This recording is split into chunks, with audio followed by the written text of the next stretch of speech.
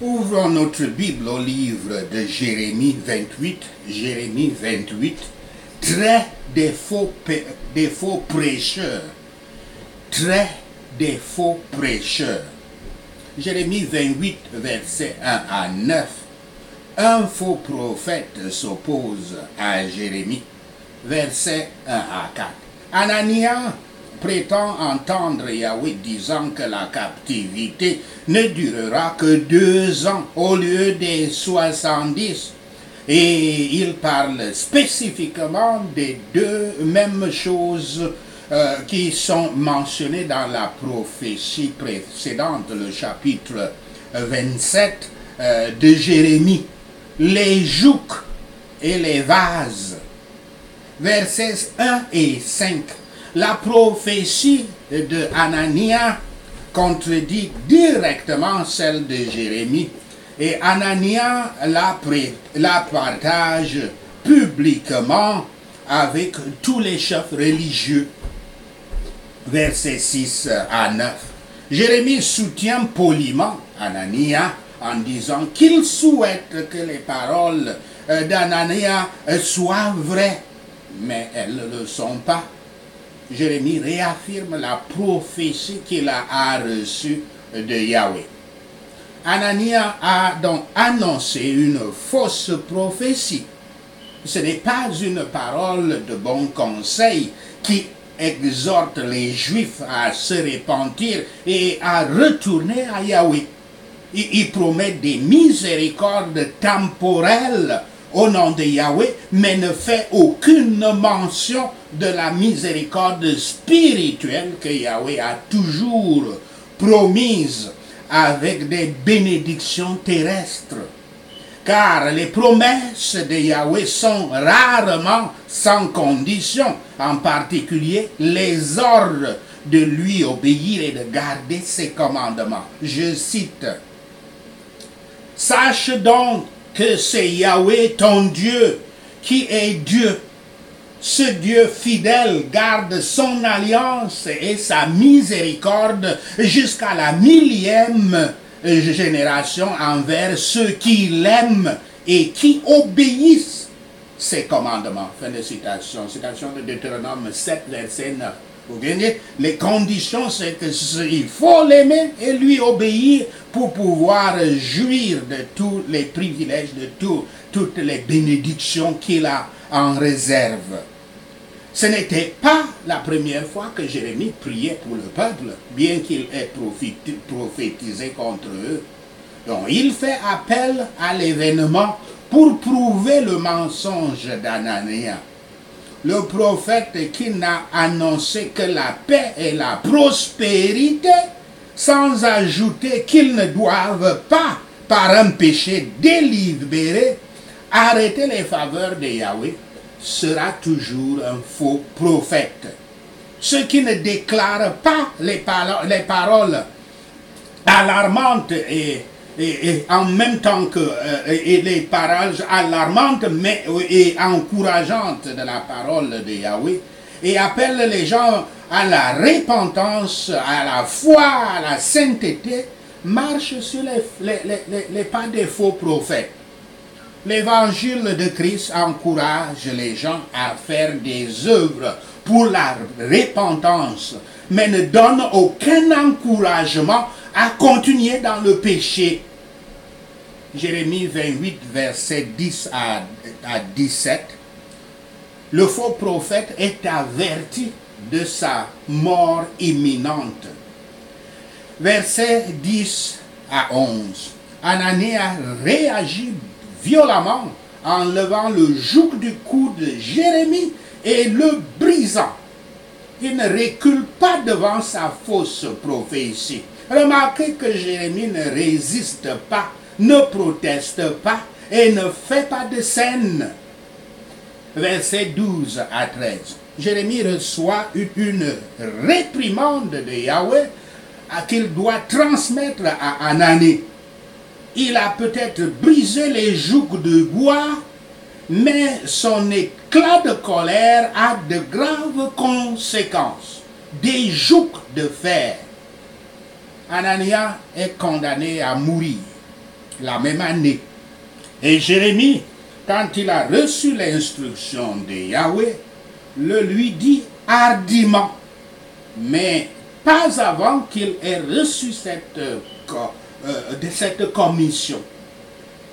Jérémie est calme, patient.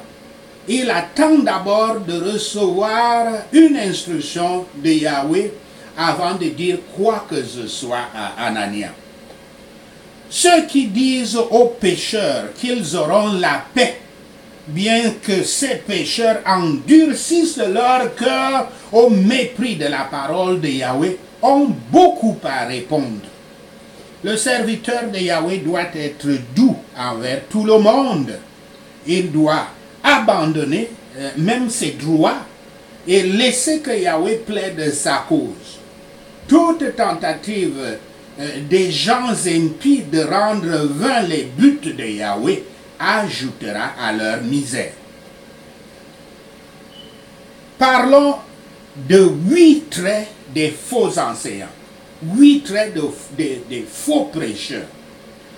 Empruntons ici des extraits de l'article du pasteur Colin Smith, publié le 18 mars 2013, avec le même titre, mais il parle plutôt de 7 traits, dans son titre. Citation. Il y a eu parmi le peuple de faux prophètes, et il y aura de même parmi vous de faux docteurs. Citation de 2 Pierre 2, verset 1. Citation partielle de ce verset. Il n'y a pas de si, de et ou de mais dans ces paroles de Pierre. C'est une déclaration claire et précise. Il y avait des faux prophètes parmi le peuple d'Israël dans l'Ancien Testament. C'est une question d'histoire. Les faux prophètes étaient un problème constant dans l'Ancien Testament, comme nous le voyons dans le livre de Jérémie. Et ceux qui prétendaient faussement être des prophètes de Dieu devaient être lapidés, comme cela est instruit dans Deutéronome 13, verset 5. Les gens avaient rarement la volonté de résoudre le problème ainsi, en appliquant la parole de Dieu, les exécutions. Alors, ils se multipliaient, les prophètes se multipliaient, causant du désastre dans la vie spirituelle du peuple de Dieu. De la même manière, Pierre dit, je cite, « Il y aura de faux docteurs parmi vous. » Faites des citations. Notez l'expression « parmi vous ». Pierre écrit à l'église et dit, « Il y aura de même parmi vous de faux docteurs. » Donc, il ne parle pas des gens du nouvel âge, de la télévision, d'Internet, et de tous qu'on connaît. Il parle des gens de l'église locale, des membres d'une congrégation chrétienne locale. Il n'y a pas d'église pure de ce côté du ciel. Vous ne la trouverez jamais. Le blé et l'ivraie poussent ensemble. Satan est le contrefacteur. Il a un faux évangile, comme cela est dit dans Galates 1, verset 6 à 9. Un faux évangile prêché par de faux ministres, comme cela est dit dans 2 Corinthiens 11, verset 12 à 13. Produisant de faux chrétiens, comme cela est dit dans 2 Corinthiens 11 et 26. Satan plante ses contrefaçons partout où Dieu plante de vrais croyants, comme cela est dit dans Matthieu 13, verset 38. Il y a donc authentique ou contrefaçon. Authentique ou contrefaçon. Comment reconnaîtrez-vous le christianisme contrefait, le faux christianisme? Dans 2 Pierre chapitre 1, nous lisons à propos des croyants authentiques. Et dans 2 Pierre chapitre 2, nous lisons à propos des faux croyants, des contrefaçons de croyants. Si vous mettez ces chapitres côte à côte, vous verrez la différence entre les croyants authentiques et les faux croyants. Nous avons donc 8 critères, sources différentes, c'est-à-dire d'où vient le message, la source du message. Pierre dit, je cite, « Ce n'est pas en effet en suivant des fables habilement conçues que nous vous avons fait connaître la puissance et l'avènement de notre Seigneur Yahshua Christ. » Fin de citation, citation de 2 Pierre 1, verset 16. Et puis il dit que les faux enseignants vous exploitent, je cite, avec des histoires qu'ils ont inventées. Fin de citation, citation de 2 Pierre 2, verset 3. Donc, le vrai enseignant puise ce qu'il dit de la Bible. Mais le faux enseignant s'appuie sur sa propre créativité. Il compose son propre message. Deuxièmement, message différent. Quelle est la substance du message? Pour le vrai enseignant, Yahshua Christ est central. Il est le centre. Je cite, « Sa divine puissance nous a donné ce qui contribue à la vie et à la piété. » Fin de citation. Citation de 2 Pierre 1, verset 3. Pour le faux enseignant, Yahshua est à la marge. À la marge, toujours à côté. Ils sont ceux qui, je cite, introduisent sournoisement des sectes pernicieuses et qui, reniant le maître qui les a rachetés, attireront sur eux une ruine soudaine. Fin de citation. Citation de 2 Pierre 2, verset 1.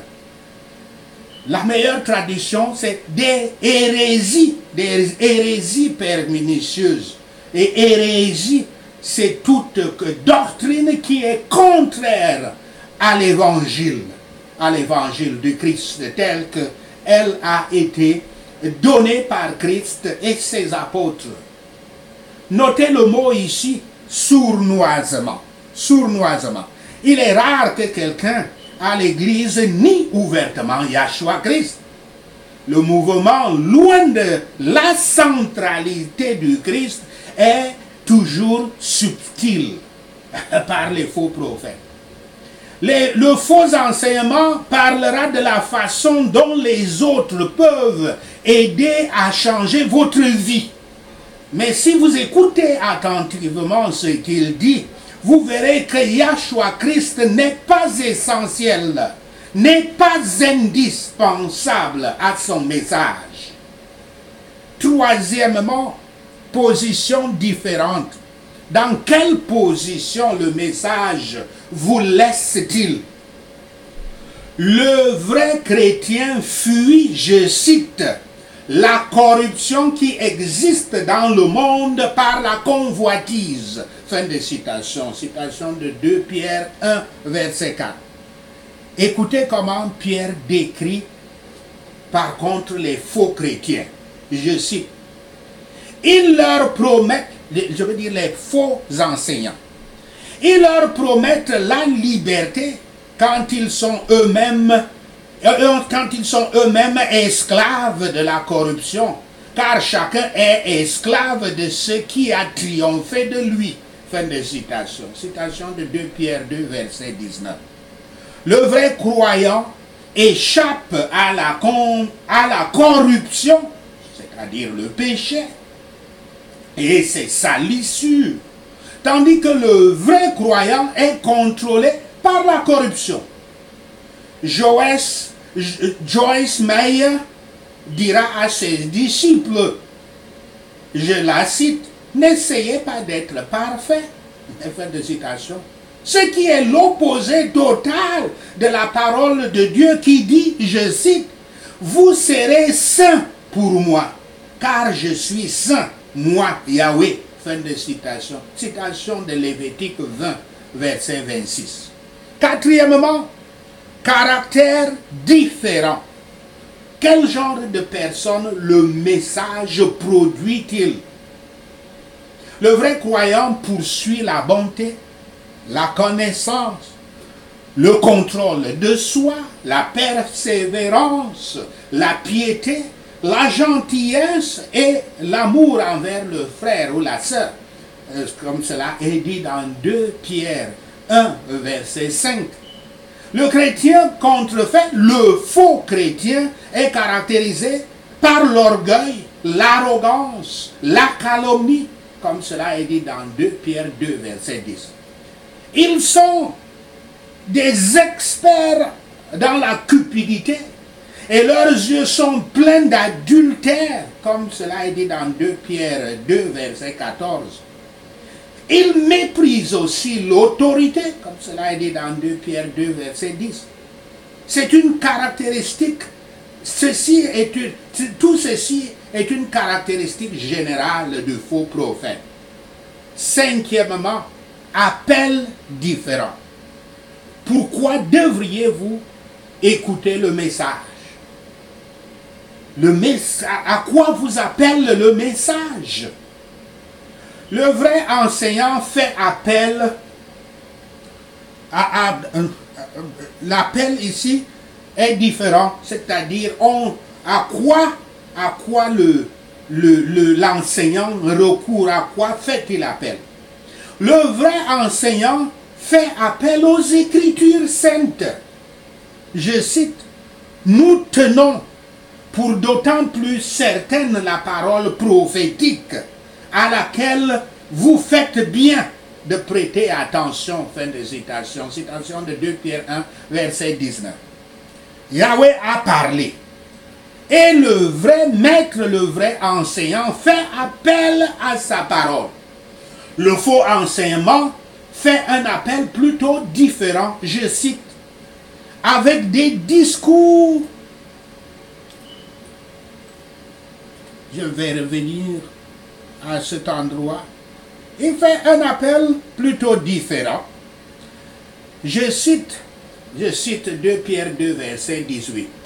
Avec des discours enflés de vanité, ils amorcent par les convoitises de la chair, par les dérèglements, ceux qui viennent à peine d'échapper aux hommes qui vivent dans l'égarement. Fin de citation. Alors, le vrai enseignant demande, alors que le vrai enseignant, le bon chrétien demande, qu'est-ce que Dieu a dit dans sa parole? Le faux enseignant demande, qu'est-ce que les gens veulent entendre? Qu'est-ce qui va faire appel à leur chair? Sixièmement, fruits différents. Quel résultat le message a-t-il dans la vie des gens?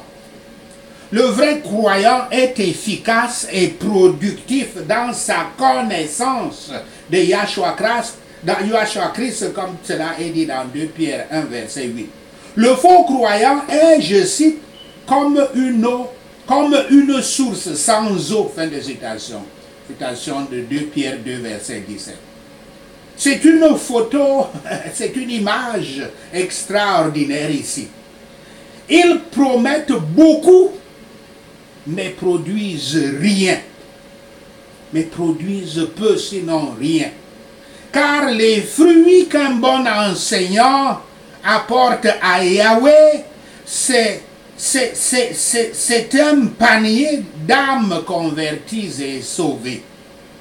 C'est cela les fruits d'un bon chrétien. Septièmement, fin différente, une fin différente. Où le message vous conduit-il finalement? À quelle fin? Ici nous trouvons le nous trouvons le contraste le plus troublant de tous.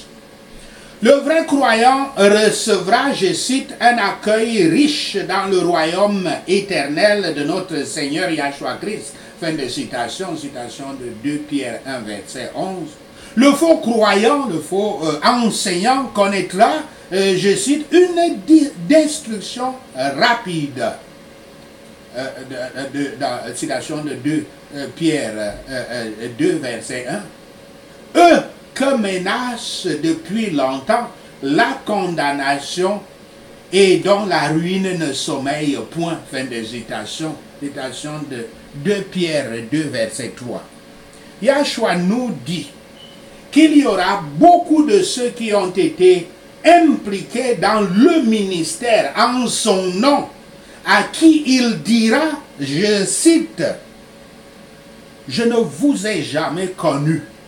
Retirez-vous de moi, vous qui commettez l'iniquité. » Fin de citation. Citation de Matthieu 7, verset 23. Bon, qui sont ces gens? Pierre les décrit parfaitement dans 2 Pierre chapitre 2. Huitièmement et dernier critère, il manque de ressembler à Christ. Les faux enseignants ont tendance à être différents du Christ. Un chrétien, disciple du Christ, doit être comme le Christ. Pourtant, tandis que le Christ est humble, le faux enseignant se glorifiera. Il se glorifiera de son moi, de son ego, de l'orgueil, de l'arrogance. Alors que le Christ est le serviteur de tous, le faux enseignant exigera d'être servi par tous. Alors que le Christ est l'amoureux de tous, le faux professeur voudra être aimé de tous. Et tout qu'on soit, on peut aller un à un dans les différents caractères du Christ et on verra toujours que le faux prêcheur, le faux enseignant sera différent du Christ. Le bon exemple, c'est que vous les voyez, ils sont comme des rois des royaumes. Il y en a qui se font même accompagner par des gorilles avec des voitures comme des présidents, des présidents de la République. Et ils se font convoyer, ils paient même les policiers pour les saluer. Mais vous ne les verrez jamais faire comme le Christ, c'est-à-dire marcher à pied sur des kilomètres et des kilomètres pour aller délivrer les gens là où les malades sont malades dans les villages. Pour eux, c'est le spectacle. Ils font tomber les gens et puis les gens pourront voir qu'ils ont la puissance. Et complètement différent du Christ. Le Christ a mené la délivrance aux gens. Eux, ils sont dans leur royaume, dans leurs églises et ils attendent que les gens viennent pour qu'ils leur donnent la délivrance. Une fausse délivrance. Un faux enseignant montrera toujours des attitudes et des visages qui sont le contraire de Yahshua Christ, qui est notre chemin vers le salut. Un bon enseignant doit toujours être fidèle à Christ. Il ou elle doit être comme le Christ. Sachez ceci, et le Seigneur Yahweh vous bénira. Amen. Prenons ces points de prière. Prions Jérémie 28. Yahweh notre Dieu est Dieu. Il est le Dieu fidèle, gardant son alliance d'amour envers 1000 générations de ceux qui l'aiment et gardent ses commandements. Au nom de Yahshua le Messie. Je ne suivrai aucune prophétie sans une parole de bon conseil exhortant le peuple à se repentir et à retourner à Yahweh au nom de Yahshua le Messie. Je ne suivrai aucune prophétie faisant des promesses de miséricorde temporelle au nom de Yahweh, mais ne faisant aucune mention des miséricordes spirituelles au nom de Yahshua le Messie. Car Yahweh est un Dieu d'alliance au nom de Yahshua le Messie. Yahweh est son nom d'alliance par lequel il se révèle plus intimement à son peuple. Alliance qui le connaît au nom de Yahshua le Messie. Notre Père Yahweh promet des miséricordes spirituelles avec des bénédictions terrestres si seulement le bénéficiaire obéit à ses commandements au nom de Yahshua le Messie. Je ne suivrai aucune prophétie qui promet à Yahweh de briser, qui promet d'être Yahweh et qui promet que Yahweh va briser le joug de l'oppression sans condition ni devoir au nom de Yahshua le Messie. Je vais prier Yahweh pour accomplir les bonnes paroles ainsi prophétisées